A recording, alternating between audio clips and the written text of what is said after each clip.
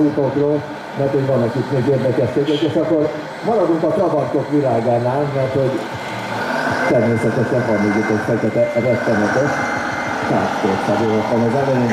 Metabond. Egyébként, hogyha valaki nem tudja, hogy mi az a metabond, de erről majd még mesélek, azért ez egy csodaszer. Szia, mesélj nekünk egy kicsit erről a fekete rettenetről.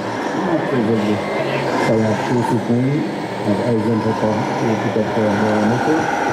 Hát én a 75-ös években szalonbajnokságot nyertem többször, 75-70-ben nagyon bajnok voltam.